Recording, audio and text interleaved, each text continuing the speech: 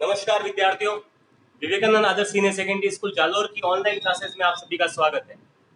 देखिए, last class में हमने द्विध्रुव के बारे में पढ़ा था, डाइपोल के बारे में पढ़ा था और डाइपोल की 3 कंडीशंस की बात की थी। अगर किसी डाइपोल के कारण अगर आपको विद्युत क्षेत्र निकालना है तो उसकी 2 कंडीशन थी। पहली कंडीशन क्या थी कि उस डाइपोल के अक्ष पर अगर कोई बिंदु है, उस बिंदु पर उस डाइपोल के कारण विद्युत क्षेत्र आएगा, है ना। वो विद्युत क्षेत्र हमारा क्या था, अक्षीय कंडीशन के लिए था। क्या था हमारा, ई अक्षीय बराबर कितना था, 2kp upon r cube p cap, है ना, वेक्टर के रूप में। ठीक है, इस प्रकार से निकला था। अच्छा, अगर डाइपोल के निरक्षीय स्थिति पर या विषुवतीय स्थिति पर या तल पर अगर कोई बिंदु उपस्थित है, अक्ष पर नहीं होना चाहिए, तल पर कोई बिंदु उपस्थित है, तो उसके कारण विद्युत क्षेत्र की अगर अपन बात करते थे तो वो कितना था हमारा, वो आया था ई निरक्षीय के लिए बराबर kp अपॉन r क्यूब और यहाँ पर माइनस का पी है। देखो, इन दोनों में अंतर सिर्फ इतना सा है, अक्षीय के लिए बात करते तो यहाँ पर 2 आ जाएगा, ठीक है, निरक्षीय के लिए बात करेंगे 2 नहीं आएगा, ठीक है। और अगर अक्षीय के लिए बात करेंगे तो ये पी कैप है, ये जो विद्युत क्षेत्र की तीव्रता होगी ये पी कैप की दिशा में होगी, है ना। मतलब पी कैप मतलब क्या हो गया, द्विध्रुव की दिशा में होगी। और ये निरक्षीय के लिए बात करते हैं तो विद्युत क्षेत्र की तीव्रता की दिशा किस तरफ होगी, द्विध्रुव की विपरीत दिशा में होगी, है ना, इसलिए माइनस आ गया। ठीक है, तो इतना सा अंतर होता है इनमें। अच्छा, इसकी फिर तीसरी कंडीशन की बात की थी, जब अपन ने क्या किया था कि द्विध्रुव को एक समरूप विद्युत क्षेत्र में रख दिया था। समरूप मतलब एक समान विद्युत क्षेत्र, जहां पर विद्युत बल रेखाओं के मध्य का अंतर क्या होता है, समान होता है। प्रत्येक विद्युत बल रेखा के मध्य का अंतर क्या होता है, समान होता है ना। कह सकते हैं हम कि वो विद्युत बल रेखाएं क्या होती है, समांतर होती है। तो उससे जो बनने वाला विद्युत क्षेत्र है उसको अपन क्या कहते हैं, समरूप विद्युत क्षेत्र कहते हैं। उस समरूप विद्युत क्षेत्र के अंदर हमने अगर किसी द्विध्रुव को रख दिया तो उस द्विध्रुव पर उस समरूप विद्युत क्षेत्र के कारण क्या होता है, एक तो लगता है बल और दूसरा लगता था बल आघूर्ण लगता था, ठीक है। तो उससे हमने बल आघूर्ण, जिसे अपन टाउ से प्रदर्शित करते हैं, इंग्लिश में कहते हैं टॉर्क, उसका मान निकाला था।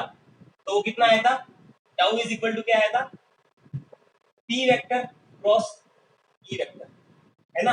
ये हमारा टाउ निकला था बल, और इसकी भी दिशा होती है, इसको भी वेक्टर के रूप में प्रदर्शित किया जाता है, ठीक है। तो टाउ वेक्टर बराबर P vector cross E vector, इसको सॉल्व करते हैं तो क्या आता है, पी ई साइन थीटा, ठीक है। अगर क्रॉस प्रोडक्ट को आप सॉल्व करेंगे तो क्या आएगा, P E sine theta, sine theta आ जाएगा। तो इस प्रकार से हमने इन 3 कंडीशंस के बारे में पढ़ा था। आज हम बात करेंगे विद्युत फ्लक्स की। विद्युत फ्लक्स क्या होता है उसका अध्ययन करेंगे, नया टॉपिक है विद्युत फ्लक्स। इंग्लिश में कहते हैं इलेक्ट्रिक फ्लक्स।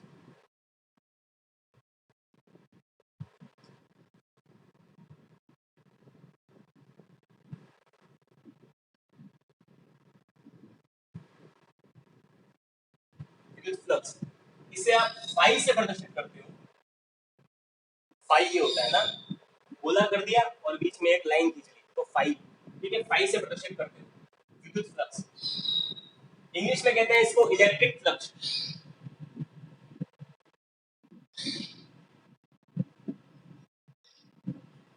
इलेक्ट्रिक फ्लक्स, तो देखो बेटा क्या होता है विद्युत फ्लक्स।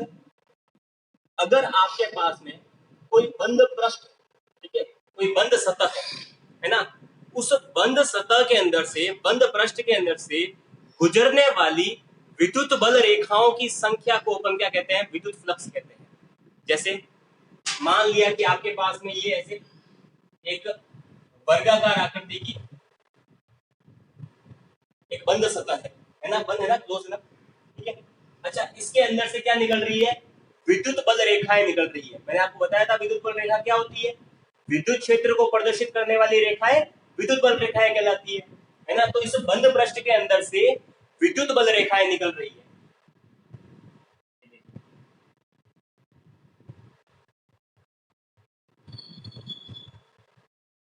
तो जितनी ज्यादा मात्रा में इस पृष्ठ के अंदर से विद्युत बल रेखा निकलेगी, विद्युत फ्लक्स का मान उतना ही ज्यादा होगा। अगर आप इसके चिन्ह को देखोगे ना तो भी आपको काफी सारी चीजें क्लियर हो जाएगी। इसमें भी क्या करना है बेटा, देखो कोई पृष्ठ है, उसके अंदर से विद्युत बल रेखा निकली हुई है। अब ये प्रश्न वर्गाकार भी हो सकता है, किसी भी तरह का हो सकता है प्रश्न, ठीक है ना। आप चाहो तो ऐसा प्रश्न भी ले सकते हो, किसी भी आकृति का प्रश्न ले सकते हो, लेकिन वो प्रश्न के अंदर कैसा होना चाहिए, बंद प्रश्न होना चाहिए, ठीक है। तो उसके अंदर से निकलने वाली विद्युत बल रेखाओं की संख्या क्या कहलाती है, विद्युत फ्लक्स कहलाती है। अच्छा, इसी के जैसा ही टॉपिक अपन जब चुंबक की बात करेंगे तो उसमें भी ऐसा टॉपिक पढ़ेंगे, चुंबकीय फ्लक्स के बारे में। तो उसमें बस अंतर इतना होता है कि वहां पर विद्युत बल रेखाओं की जगह क्या होती है, चुंबकीय बल रेखाएं होती है। यहाँ पर विद्युत फ्लक्स की बात कर रहे हैं तो यहाँ पर विद्युत बल रेखाएं होती है, और अगर चुंबकीय फ्लक्स की बात करेंगे तो चुंबकीय बल रेखाएं हो जाएगी, है ना। तो किसी बंद पृष्ठ से गुजरने वाली विद्युत बल रेखाओं की संख्या को विद्युत फ्लक्स कहते हैं। अच्छा, इसकी परिभाषा क्या होती है, परिभाषा है एकांक क्षेत्रफल में से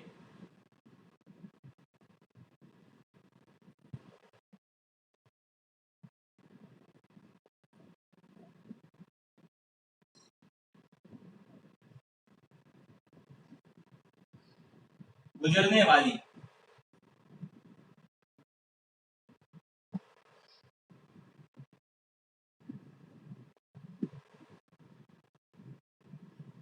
विद्युत बल रेखाओं की संख्या।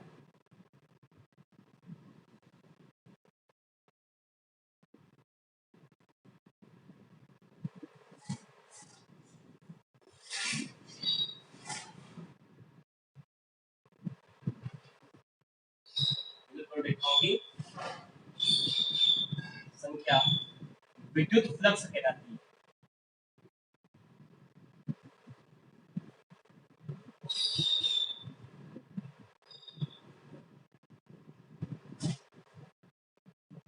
एकांक क्षेत्रफल में से गुजरने वाली विद्युत बल रेखाओं की संख्या विद्युत फ्लक्स कहलाती है, ठीक है।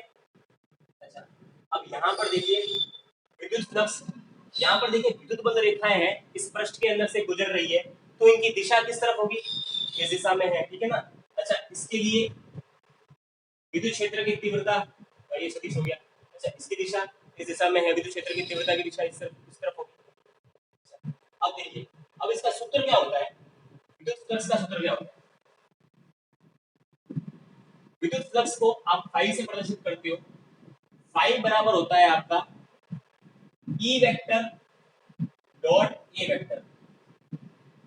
फाई बराबर आपका होता है E vector dot A vector, ठीक है। अच्छा, आपको ई वेक्टर तो पता है कि जैसे विद्युत बल रेखाएं गुजर रही है, तो विद्युत बल रेखाएं जो है जिस दिशा में गुजर रही है तो वो विद्युत क्षेत्र की तीव्रता की दिशा को प्रदर्शित करती है, ठीक है। तो उससे आप ई वेक्टर का मान तो निकाल सकते हैं। ए वेक्टर क्या होता है, ए वेक्टर को हम बोलते हैं क्षेत्रफल सदिश। ई वेक्टर तो बराबर क्या हो गया, विद्युत क्षेत्र की तीव्रता।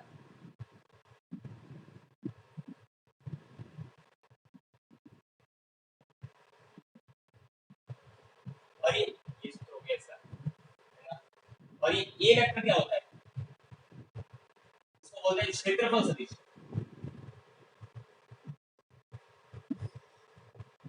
ठीक है। अच्छा, अब देखिए एक तो आपने क्षेत्रफल के बारे में पढ़ा, ये मतलब इंग्लिश में बोलते हैं एरिया, है ना। तो एरिया मतलब क्या होता है, क्षेत्रफल ही होता है ना। तो ए, अब देखो इसको, अगर एक तो होता है देखिए क्षेत्रफल और एक होता है क्षेत्रफल सदिश, दोनों में अंतर क्या होता है, एक तो होता है हमारा क्षेत्रफल और एक होता है हमारा क्षेत्रफल सदिश। क्षेत्रफल की बात करते हैं तो अगर आपके पास में कोई भी दे रखा है, प्रश्न दे रखा है, ठीक है, कोई भी आकार की आकृति दे रखी है तो उसका क्षेत्रफल निकालते हैं ना। जैसे अगर इस वर्ग की बात करते हैं तो लंबाई गुणा चौड़ाई कर देंगे तो इसका क्षेत्रफल निकल जाएगा, है ना। अच्छा, क्षेत्रफल सदिश क्या होता है, क्षेत्रफल सदिश बेसिकली क्षेत्रफल की दिशा को प्रदर्शित करता है। दोनों ही अलग अलग चीज है, क्षेत्रफल अलग चीज है, क्षेत्रफल सदिश अलग चीज है। तो क्षेत्रफल सदिश क्या बता रहा है, क्षेत्रफल की दिशा को बता रहा है, ठीक है। अच्छा, दिशा को कैसे ज्ञात करेंगे, जैसे मान लिया कि ये जो पृष्ठ है, ये मान लिया देखिए ये हाथ की तरह, जैसे ना ये मेरा हाथ, ये हाथ की जो हथेली है, ये वाला ये पृष्ठ है, ठीक है ना, ये चौकोर ना वर्गाकार पृष्ठ है, ठीक है। अच्छा, अगर इसका मुझे क्षेत्रफल सदिश निकालना है तो मैं क्या करूंगा कि जो पृष्ठ है इसके लंबवत एक रेखा खींच लूंगा, पृष्ठ के लंबवत लंबवत एक रेखा खींच रहा हूं, आ रही बात समझ में। और उसमें क्या होता है, अच्छा ये देखिए जैसे मान लिया ये पृष्ठ है, इसके लंबवत एक रेखा खींच लेता हूं, ठीक है, इसका ये मध्य बिंदु, यहां से मैंने एक लंबवत रेखा खींच ली, और ये रेखा की दिशा जिस तरफ होगी क्षेत्रफल सदिश की दिशा भी उसी तरफ होगी, तो यहाँ पर इसका क्षेत्रफल सदिश आ जाएगा। ये पृष्ठ यहाँ पर है ना, ये पृष्ठ यूं खड़ा है यहाँ पर, ठीक है, तो इसका क्षेत्रफल सदिश क्या हो गया, इस दिशा में आ गया, और विद्युत बल रेखा इसके अंदर से गुजर रही है। आ रही बात समझ में? तो क्षेत्रफल सदिश निकालने के लिए क्या करना पड़ता है, कोई भी पृष्ठ है उस पृष्ठ के लंबवत एक रेखा खींच लो और रेखा की दिशा जिस तरफ होगी क्षेत्रफल सदिश की दिशा भी उसी तरफ होगी। ठीक है, अच्छा, और क्षेत्रफल तो आपको पता ही है ना। अब देखिए, तो यहाँ पर अगर आप देख सकते हैं कि फाई है, ये फाई दो चीजों पर निर्भर कर रहा है। एक तो निर्भर कर रहा है विद्युत क्षेत्र की तीव्रता पर और एक निर्भर कर रहा है क्षेत्रफल सदिश पर। ठीक है, तो फाई है समानुपाती होगा ई वेक्टर के और साथ ही फाई है वो समानुपाती होगा ए वेक्टर। ये दोनों कंडीशन दी आ रही है ना। फाई है पहली चीज में तो क्या है, फाई निर्भर कर रहा है विद्युत क्षेत्र की तीव्रता पर और दूसरे में क्या है, फाई निर्भर कर रहा है क्षेत्रफल सदिश पर। तो एक बार जल्दी से इसका स्क्रीनशॉट ले लो फिर अपन आगे बढ़ते हैं।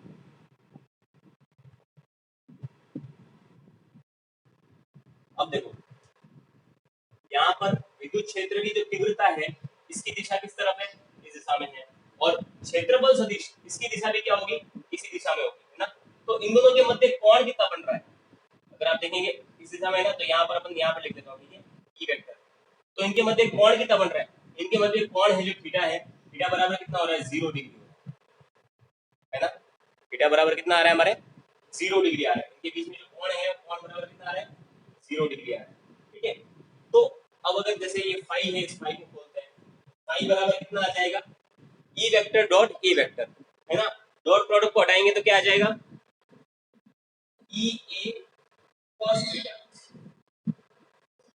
आपको पता है कि ए वेक्टर डॉट बी वेक्टर बराबर क्या होता है, ए बी cos थीटा। ठीक है, और ए वेक्टर क्रॉस बी वेक्टर बराबर क्या होता है, ए बी sin थीटा। तो इस सूत्र की सहायता से आप ई वेक्टर डॉट ए वेक्टर का मान निकाल सकते हो, कितना आएगा, ई ए cos थीटा आ जाएगा। और यहाँ पर ये थीटा है, ये थीटा क्या है, थीटा है ई वेक्टर तथा ए वेक्टर के मध्य का कोण।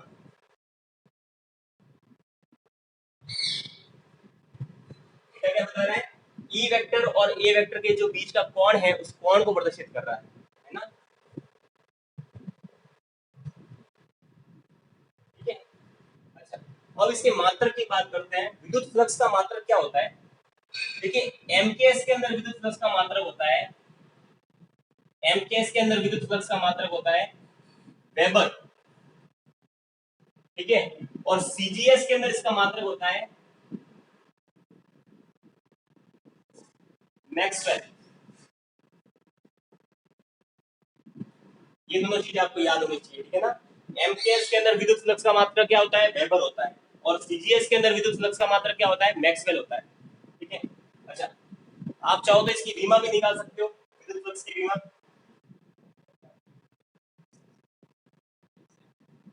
इसकी बीमा निकाल सकते हो,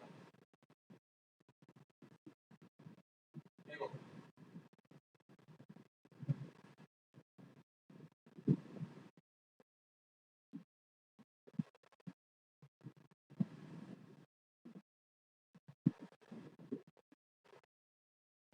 इसकी बीमा की बात करें तो बीमा क्या होगी, आपको बता दें कि यहाँ पर क्या है, विद्युत क्षेत्र है। ठीक है, विद्युत क्षेत्र है तो विद्युत क्षेत्र का मात्रक क्या होता है, देखो विद्युत क्षेत्र की तीव्रता किसके बराबर होती है, बल बटा आवेश के। तो बल का मात्रक क्या होता है, न्यूटन, बटा आवेश का मात्रक क्या होता है, कूलम। पूरा यहाँ पर क्या है, क्षेत्रफल, क्षेत्रफल का मात्रक क्या होता है, मीटर स्क्वायर। ठीक है, तो अब इससे विमा निकाल देते हैं अपन, न्यूटन। ठीक है, न्यूटन, इसके बल की विमा क्या हो जाएगी, m1 L1 T-2। बल की विमा सीधे लिख लेता हूं मैं यहाँ पे, m1 L1 T-2।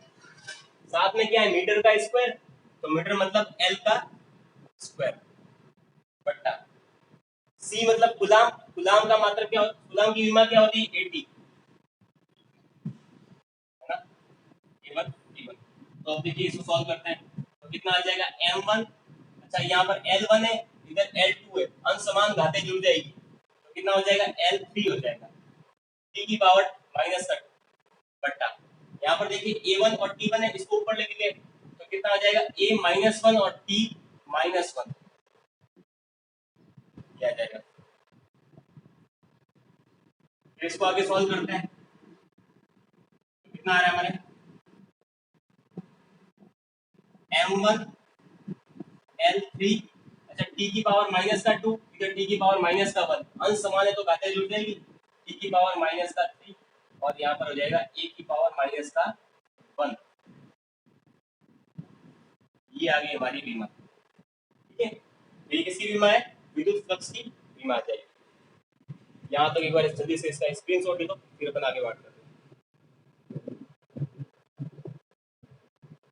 अच्छा आप देखो, अब मुझे बताओ कि आपने देखिए अभी क्या सीख लिया, एक तो अपन ने पढ़ा है विद्युत फ्लक्स के बारे में, ठीक है ना। तो विद्युत फ्लक्स क्या होता है कि एकांक क्षेत्रफल में से निकलने वाली विद्युत बल रेखाओं की संख्या को अपन क्या कहते हैं, विद्युत फ्लक्स कहते हैं, जिसका सूत्र क्या होता है, फाई बराबर ई वेक्टर डॉट ए वेक्टर, ठीक है ना। अच्छा यहाँ पर डॉट प्रोडक्ट है, इसको सॉल्व करेंगे तो क्या आ जाएगा, ई ए कॉस थीटा आ जाएगा, ठीक है। ई क्या होता है, विद्युत क्षेत्र की तीव्रता, ए क्या होता है, क्षेत्रफल सदिश, ए वेक्टर क्या है, क्षेत्रफल सदिश। क्षेत्रफल सदिश अपन कैसे निकालते थे, अगर आपके पास में कोई तल दे रखा है, उस तल के लंबवत दिशा में क्षेत्रफल सदिश होता था। मतलब कह सकते हैं कि क्षेत्रफल और क्षेत्रफल सदिश के मध्य का कोण कितना होगा, 90 डिग्री का होगा। जैसे आपके पास में कोई तल है, ठीक है ना, इस तल के लंबवत, ऐसे लंबवत, ये बाहर की तल है ना, ये आपका ये तल जो है ये इस तरह से उपस्थित है, ठीक है। इसके लंबवत अगर आप क्षेत्रफल सदिश निकालते हो तो क्षेत्रफल सदिश और इस तल के मध्य का जो कोण होता है कितना होगा, 90 डिग्री का कोण होगा, है ना। क्षेत्रफल सदिश और क्षेत्रफल के मध्य का कोण कितना होगा, 90 डिग्री कोण होगा, ये आपका क्षेत्रफल सदिश होता है। अच्छा अगर आपको देखिए, जैसे मान लिया कोई बेलन दे दिया जाए, कोई बेलन दे दिया, ठीक है, बेलन कुछ इस प्रकार से बेलन का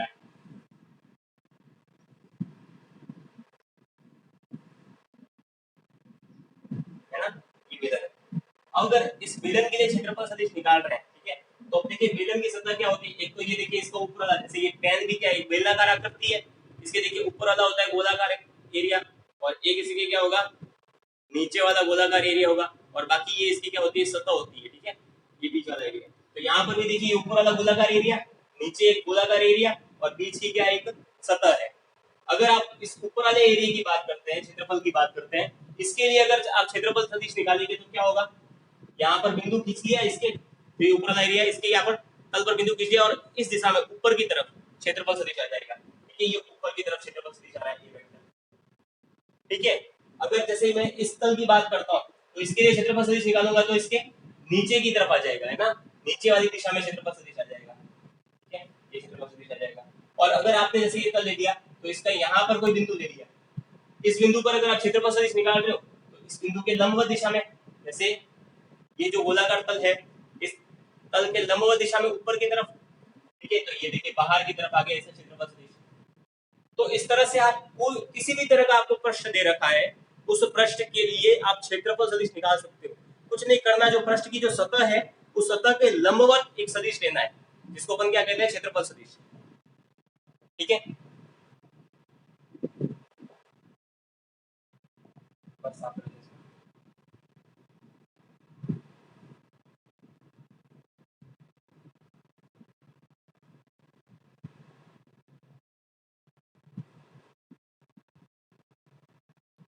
चित्र में एक बार वापस बना देते हैं, क्या हमारा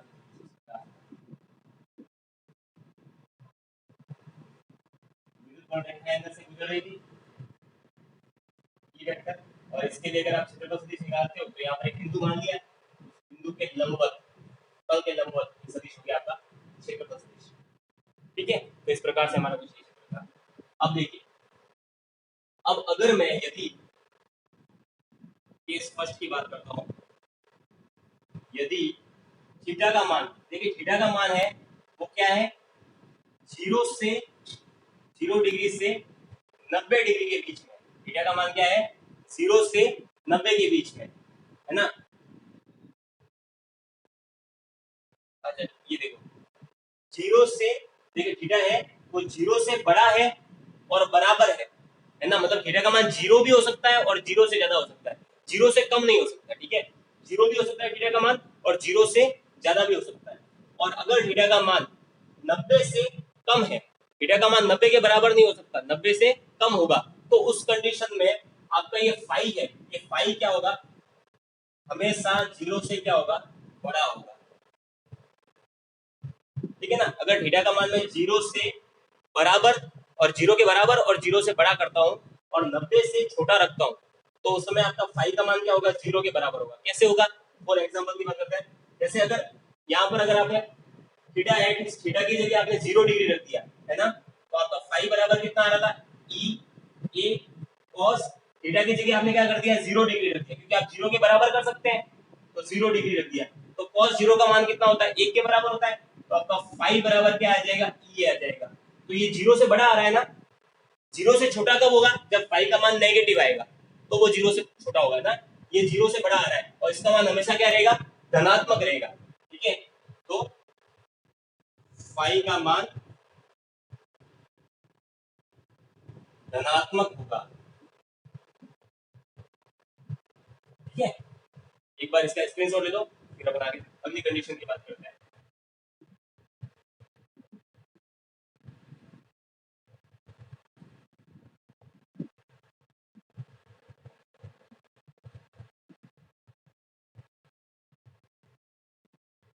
सेकंड कंडीशन की बात। देखिए सेकंड कंडीशन में क्या है, थीटा का मान है वो 90 डिग्री से बड़ा, 90 के बराबर नहीं है, 90 से बड़ा और 180 के बराबर और उससे छोटा हो।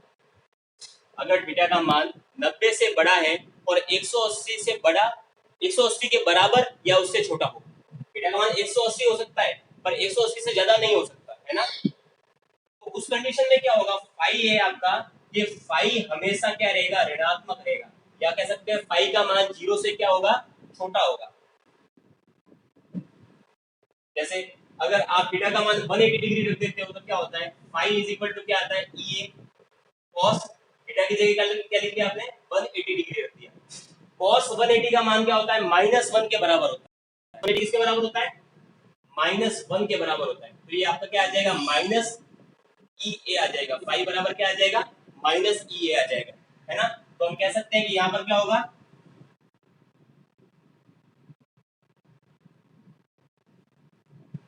फाई का मान ऋणात्मक होगा। ठीक है, इसका भी स्क्रीनशॉट ले दो एक बार। इसके बाद अपन इसकी तीसरी कंडीशन की बात करते हैं।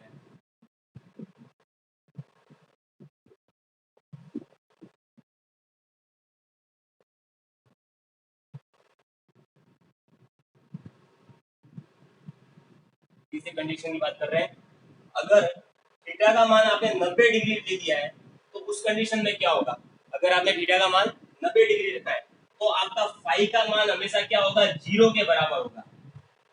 थीटा का मान अगर आपने 90 डिग्री रख दिया तो फाई का मान क्या होगा, जीरो के बराबर होगा। कह सकते हो फाई का मान शून्य होगा।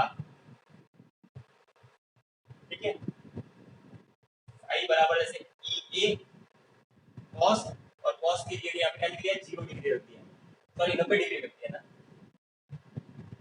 90 डिग्री रख दिया। कॉस 90 का मान किसके बराबर होता है, जीरो के बराबर होता है। तो ये कॉस 90 की जगह क्या आ जाएगा, जीरो, तो ई ए और यहाँ पर जीरो, फाई बराबर क्या हो जाएगा आपका, जीरो हो जाएगा, है ना। तो अगर आप थीटा का मान 90 डिग्री रख देते हो तो फाई का मान क्या हो जाएगा, जीरो के बराबर हो जाएगा, और कह सकते हैं फाई का मान हमेशा क्या रहेगा, शून्य रहेगा। ठीक है, तो ये अलग अलग कंडीशन है। मतलब यहाँ पर देखिए, अगर थीटा के मान में अगर परिवर्तन करते हो तो फाई के मान में भी क्या हो रहा है, परिवर्तन हो रहा है। ठीक है, पहली कंडीशन में अपन ने क्या किया था, पहली कंडीशन में अपन ने थीटा को किसके बीच में रखा था, 0 डिग्री के बराबर या छोटा और 90 डिग्री, सॉरी 0 डिग्री के बराबर या बड़ा और 90 डिग्री से छोटा रखा था। उस समय हमारा फाई बराबर क्या आया था, फाई है वो 0 डिग्री से क्या आता हमेशा, बड़ा आता था, धनात्मक आता था। मतलब क्या हो गया, यहाँ पर देखिए इन दोनों के मध्य जो कोण बन रहा है, ई वेक्टर और ए वेक्टर, इसके मध्य कोण बन रहा है। अगर इस कोण का मान मैं 0 डिग्री रख देता हूँ, 0 डिग्री रखते हैं मतलब क्या हो गया, देखिए जैसे ये तल है, ये तल, और इसका ये एरिया वेक्टर है ना, और जो आपके ये विद्युत क्षेत्र की तीव्रता जा रही है वो भी इसी दिशा में जा रही है। तो इनके मध्य अगर आपने कोण 0 डिग्री रख दिया मतलब तल ऐसे ही रहेगा, तो इसके अंदर से ज्यादा विद्युत बल रेखाएं जाएगी, है ना। तो आपके फाई का मान हमेशा क्या रहेगा, धनात्मक रहेगा। ठीक है। फिर आपने देखिए थीटा का मान मैं बढ़ा रहा हूँ, थीटा का मान मैं बढ़ा रहा हूँ मतलब इस तल को मैंने थोड़ा सा ऐसा ले लिया, इस तरह से कर दिया तल को, ठीक है। तो इसके लिए देखिए यहाँ पर एरिया वेक्टर है, ये इस दिशा में हो जाएगा, ये वेक्टर की दिशा में, और विद्युत क्षेत्र की तीव्रता है ये देखिए इस दिशा में रहेगी, इस दिशा में रहेगी, वो तो पहले जैसी थी वैसे की वैसी रहेगी, उसमें कोई अंतर नहीं आएगा, है ना। तल को मैंने क्या कर दिया, इसको थोड़ा सा ऐसा टेढ़ा कर दिया, तो यहाँ पर क्या होगा, ये विद्युत क्षेत्र की तीव्रता की दिशा आ जाएगी, तो इनके मध्य कुछ कोण आएगा, ठीक है, कुछ कोण आएगा, तो उस कंडीशन में भी विद्युत बल रेखा है तो उस तल के अंदर से गुजरेगी, ऐसा तो नहीं है कि विद्युत बल रेखाएं गुजरनी बंद हो जाएगी। हाँ ये जरूर है कि जब ये तल सीधा था, ठीक है, तो उस समय जितनी ज्यादा मात्रा में विद्युत बल रेखाएं इसके अंदर से गुजरती थी, फ्लक्स का मान जितना ज्यादा था, उससे इस कंडीशन में फ्लक्स का मान क्या हो जाएगा, थोड़ा कम हो जाएगा, क्योंकि थोड़ा सा ये टेढ़ा कर दिया ना आपने, तो कम विद्युत बल रेखाएं उसके अंदर से गुजरेगी, है ना। अब देखिए अगर मैं इसको यहाँ पर देखिए 90 डिग्री से छोटा रखता हूँ, तो उस समय तो फाई का मान क्या होता है, पॉजिटिव होता है, मतलब कुछ ना कुछ फ्लक्स आपका आएगा। अगर मैं यहाँ थीटा का जो कोण है, ये थीटा कोण, इसका मान अगर मैं 90 डिग्री से क्या रखता हूँ, छोटा रखता हूँ, 90 डिग्री के बराबर नहीं, 90 डिग्री से अगर मैं छोटा रखता हूँ, तो फाई का मान कुछ ना कुछ तो आएगा, जीरो नहीं आएगा, है ना। लेकिन अगर मैं क्या करता हूँ, थीटा बराबर 90 डिग्री कर देता हूँ, ठीक है, थीटा बराबर 90 डिग्री कर दिया, तो क्या हो जाएगा, ये तल इस तरह से हो जाएगा, ये इस तरह से तल हो जाएगा, ठीक है, ये इस तरह से बड़ा है, ठीक है ना। यहाँ पर देखिए इसका अगर क्षेत्रफल सदिश निकालेंगे तो क्या होगा, इसके लंबवत ये वेक्टर, और विद्युत बल रेखाएं हैं वो इधर से गुजरेगी, इस तरह से गुजरेगी, ये विद्युत क्षेत्र की तीव्रता आ जाएगी, तो इन दोनों के मध्य कोण कितना आ गया, 90 डिग्री का कोण आ गया। तो उस समय देखिए अगर अगर जैसे मान लिया आपके पास में कोई फोटो फ्रेम है, ठीक है, कोई फोटो फ्रेम है जो बीच में से पूरी क्या है, खोखली है, अगर किसी बहती हुई नदी के अंदर उस फोटो फ्रेम को आप इस तरह से, सबसे पहले इस तरह से रख देते हो, ऐसे, है ना, खड़ी रख देते हो, ठीक है, तो उस समय क्या होगा, ज्यादा से ज्यादा उस फोटो फ्रेम के अंदर से पानी निकलेगा, ठीक है, तो वही कंडीशन यहाँ पर थी। आपने क्या किया, उस फ्रेम को इस तरह से रख दिया, तो उसके अंदर से ज्यादा विद्युत बल रेखाएं निकल रही है, ठीक है, क्योंकि उनके मध्य का कोण कितना था, 0 डिग्री था। अगर आप उस फोटो फ्रेम को थोड़ा सा अगर है ना घुमा देंगे, थोड़ा सा ऐसा टेढ़ा कर देंगे, ठीक है, इस तरह से कर देंगे थोड़ा सा, तो उसके अंदर से थोड़ा कम पानी निकलेगा। पहले देखिए ऐसे सीधा रखा था तब ज्यादा पानी निकल रहा था, थोड़ा सा ऐसा टेढ़ा कर दिया तो कम पानी निकलेगा। तो वैसे ही यहाँ पर भी क्या हो रहा है, थोड़ा सा कम विद्युत बल रेखा है गुजरेगी अंदर से, है ना, तो ये फाई का मान भी क्या हो जाएगा, थोड़ा कम हो जाएगा।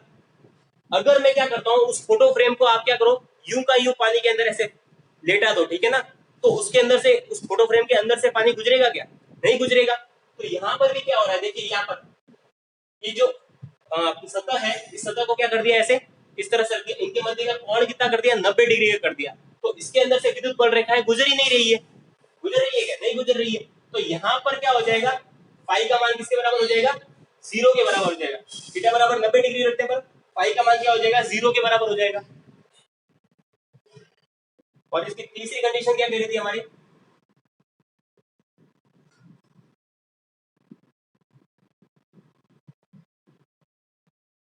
कंडीशन क्या थी कि अगर थीटा का मान 90 से बड़ा है और 180 के बराबर या उससे छोटा है, अगर थीटा का मान 90 से बड़ा है और 180 से बराबर या उससे छोटा है, तो उस कंडीशन में क्या होगा, जैसे ये थीटा का मान 90 तो हो गया ना, अब 90 से मैं बड़ा कर रहा हूँ ना, ये देखिए 90 से बड़ा कर रहा हूँ, तो यहाँ पर देखिए इस तरह से हो जाएगा तब, ठीक है, ये हो गया इसका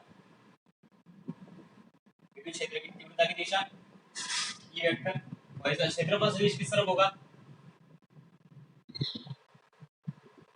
इस दिशा में होगा थोड़ा, ठीक है ना, इस दिशा में, ये हो गया इसका क्षेत्रफल सदिश, ये वेक्टर, ठीक है, इसके बीच में ये कोण आएगा, तो ये कोण 90 से बड़ा है ना, हो सकता है 120 मान लिया मैंने, ये कोण कितना है, 120 आ रहा है आपका, 90 से बड़ा है कोण। तो यहाँ पर देखिए, यहाँ पर क्षेत्रफल सदिश की दिशा इस तरफ है, और यहाँ सॉरी क्षेत्रफल सदिश की दिशा इस तरफ है, और यहाँ पर ये क्षेत्र ना विद्युत क्षेत्र की तीव्रता, इसके बीच में कोण कितना आ रहा है, 120 डिग्री कोण आ रहा है। तो इन कंडीशंस में क्या होगा, 90 के बाद और 180 के बराबर तक, इस कंडीशन में फाई का मान हमेशा क्या होगा, फाई का मान हमेशा 0 से छोटा होगा, फाई का मान क्या होगा, हमेशा 0 से कम होगा, मतलब नेगेटिव मान आएगा, है ना। थीटा का मान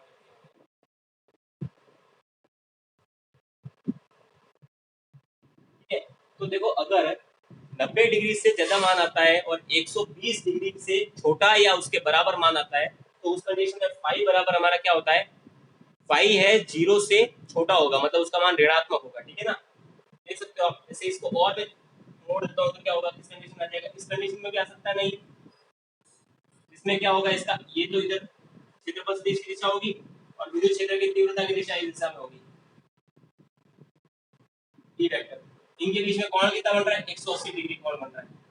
तो 180 डिग्री के लिए cos 180 का मान कितना होता है, माइनस का 1 होता है ना, तो यहाँ पर मान क्या आ जाएगा, नेगेटिव में आ जाएगा। तो इस प्रकार से थीटा के मान को परिवर्तित करके फाई के मान को भी क्या किया जा सकता है, परिवर्तित किया जा सकता है। तो हम कह सकते हैं कि फाई है वो फाई निर्भर कर रहा है, एक तो कर रहा है विद्युत क्षेत्र की तीव्रता पर, विद्युत क्षेत्र की तीव्रता का मान बदलेगा तो फाई का मान भी बदलेगा। दूसरा निर्भर कर रहा है फाई क्षेत्रफल सदिश पर, क्षेत्रफल सदिश की दिशा भी परिवर्तित होगी, उसका मान परिवर्तित होगा, तो फाई का मान भी क्या होगा, परिवर्तित होगा। और तीसरा फाई डिपेंड कर रहा है थीटा कोण पर, अगर कोण का मान बदलेंगे तो फाई का मान भी क्या होगा, बदलेगा, है ना। तो ये तीन कंडीशंस इसकी आ रही है निर्भर पर। एक बार जल्दी से इसका स्क्रीनशॉट ले लो, फिर अपन इसके ऊपर कुछ क्वेश्चंस करते हैं। देखिए क्वेश्चन क्या दे रहा है आपका, कि दिए गए क्षेत्रफल में से गुजरने वाली विद्युत क्षेत्र का मान, कोई क्षेत्रफल आपको दे रखा है, देखिए चित्र के अंदर आपको क्षेत्रफल दे रखा है, ठीक है, निर्देश तंत्र दे रखा है, और यहाँ पर ये क्षेत्रफल है, ये x और z प्लेन के बीच में स्थित है, ये क्षेत्रफल वर्गाकार आकृति है और इसकी प्रत्येक भुजा का मान क्या है, a के बराबर है ना। तो इस क्षेत्रफल के अंदर से गुजरने वाले विद्युत क्षेत्र की तीव्रता का मान ये आपको दे रखा है, ई डॉट जे क्या दे रखा है ना। तो विद्युत फ्लक्स का मान आपको ज्ञात करना है, ज्ञात क्या करना है आपको, विद्युत फ्लक्स का मान ज्ञात करना है। अच्छा ये ई डॉट जे कैप है, तो ये दिशा किस तरफ है, जे कैप की दिशा में, मतलब बाय बाय डायरेक्शन के अंदर होगा, है ना। तो यहाँ पर देखिए ये निकल रहा है, इस तरह से होगा, ये क्या है आपका, विद्युत क्षेत्र की तीव्रता ई डॉट जे कैप के बराबर है, जे कैप ऊपर की तरफ बाय डायरेक्शन के अंदर। यहाँ पर देखिए जो आपको ये क्षेत्रफल दे रखा है, इसका एक बिंदु मान लिया, इस बिंदु से इसका क्षेत्रफल सदिश निकालूंगा तो उसकी दिशा भी किस तरफ होगी, देखिए ऊपर की तरफ होगी, लंबवत। ये इसके क्षेत्रफल सदिश की दिशा है, इसको मैंने ए वेक्टर से प्रदर्शित कर दिया। ये ई डॉट जे कैप क्या है आपका, ई वेक्टर है, और क्षेत्रफल सदिश की दिशा क्या है, ए वेक्टर। इन दोनों के मध्य का कोण कितना है, क्षेत्रफल सदिश भी देखो ऊपर की तरफ जा रहा है,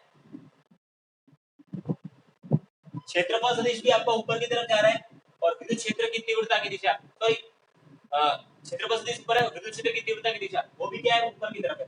दोनों के बीच में कोण कितना बन रहा है, कोण बन रहा है थीटा बराबर 0 डिग्री कोण बन रहा है, कितना बन रहा है, थीटा बराबर 0 डिग्री। तो आपको निकालना क्या है, यहाँ पर विद्युत फ्लक्स का मान निकालना है। सूत्र क्या होता है विद्युत फ्लक्स का, phi is equal to E vector dot A vector. Solve करेंगे इसको तो क्या आ जाएगा, ई ए cos थीटा। यहाँ पर थीटा कितना दे रखा है आपको, 0 डिग्री, तो थीटा बराबर 0 डिग्री रख दो, ई ए cos 0 डिग्री। ई का मान कितना दे रखा है, ई डॉट जे के, तो ई का मान रख देते हैं, कितना है, ई डॉट जे के। साथ में ये ए का मान निकालना है आपको, ए का मान कितना है, देखिए यहाँ पर वर्गाकार आकृति है, वर्ग का क्षेत्रफल क्या होता है, लंबाई गुणा चौड़ाई, है ना, या भुजा का स्क्वायर, तो भुजा का स्क्वायर कर दो, यहाँ पर ए है तो ए का स्क्वायर कर दिया, ए क्या है इसकी भुजा, तो एक भुजा का स्क्वायर कर दिया।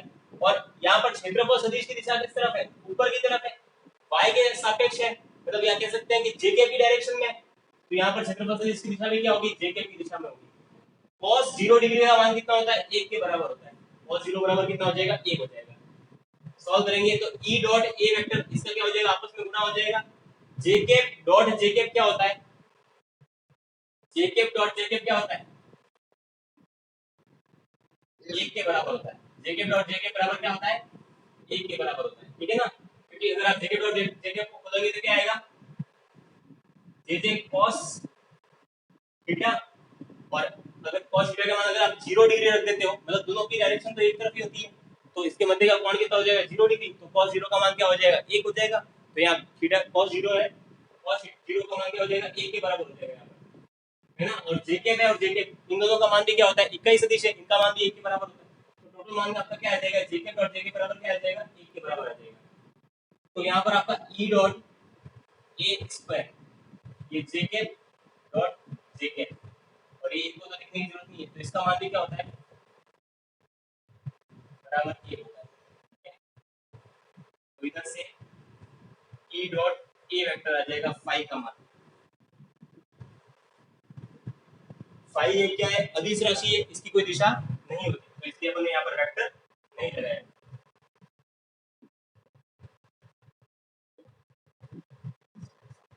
तो इस प्रकार से इस क्वेश्चन को सॉल्व करना, ये आ जाएगा आपका आंसर।